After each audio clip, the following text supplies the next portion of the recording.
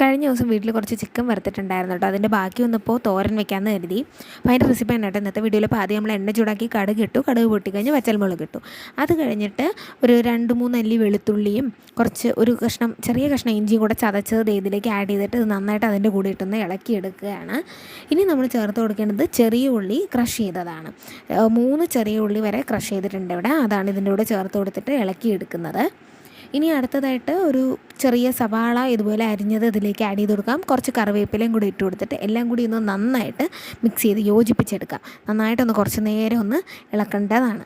ഇനി ഒരല്പം ഉപ്പ് ചേർക്കേണ്ടതാണ്. ഇവിടെ വളരെ കുറച്ചേ ഉപ്പ് ഇടുന്നുള്ളൂ കേട്ടോ. കാരണം ഓൾറെഡി നമ്മൾ ചിക്കൻ ഫ്രൈ ചെയ്തിരിക്കുകയാണല്ലോ. അപ്പം അതിൽ ആവശ്യത്തിന് ഉപ്പുണ്ട്. അതുകൊണ്ട് ഇവിടെയും കൂടെ കൂടുതലിട്ട് കഴിഞ്ഞാൽ ഒരുപാടായിപ്പോവും. അതുകൊണ്ട് വളരെ കുറച്ച് മാത്രമേ ഇടുന്നുള്ളൂ. പലരും എങ്ങനെയാണെന്ന് വെച്ചാൽ ഈ തോരൻ വെക്കുന്നതിൻ്റെ കൂട്ടത്തിലാണ് ചിക്കൻ ഫ്രൈ ചെയ്ത് എടുക്കുന്നത്. ഇവിടെ നേരത്തെ തന്നെ ചെയ്ത് വെച്ചിട്ടുണ്ട്. അതുകൊണ്ടാണ് ഈ ഉപ്പിൻ്റെ ഇങ്ങനെ ഒരു കാര്യം വന്നത്. ഇനി നമ്മൾ ഇതിലേക്ക് ആഡ് ചെയ്യേണ്ടത് കുറച്ച് തേങ്ങ തിരികിയത്, പിന്നെ 1 സ്പൂൺ മഞ്ഞൾപ്പൊടിയും 1 സ്പൂൺ മുളക് പൊടിയും കൂടെ ആഡ് ചെയ്യാം. ഇനി ഗരം മസാല കൂടെ ആഡ് ചെയ്യുന്നുണ്ട്. ചിക്കൻ മസാല വേണമെങ്കിലും നിങ്ങൾക്ക് ആഡ് ചെയ്യാം കേട്ടോ. പക്ഷേ ഇവിടെ അത് ചേർക്കുന്നില്ല, ഗരം മസാലയാണ് ചേർക്കുന്നത്. ഒരു ചെറിയ സ്പൂൺ ഗരം മസാല ചേർത്ത് കൊടുക്കുന്നുണ്ട്. ഇതിവിടെ വീട്ടിൽ തന്നെ ഉണക്കി പൊടിച്ചെടുത്ത ഗരം മസാലയാണ് കേട്ടോ.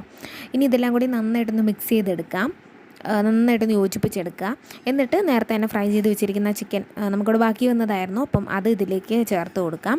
എന്നിട്ട് എല്ലാം കൂടി നന്നായിട്ടൊന്ന് മിക്സ് ചെയ്തിട്ട് നമുക്കിത് കുറച്ച് നേരം ഒന്ന് ആ ഒരു കൂട്ടൊക്കെ ഒന്ന് വെന്ത് കിട്ടാനായിട്ട് കുറച്ച് നേരം ഒന്ന് മൂടി വയ്ക്കാം. ഒരു 2 മിനിറ്റ് നേരം.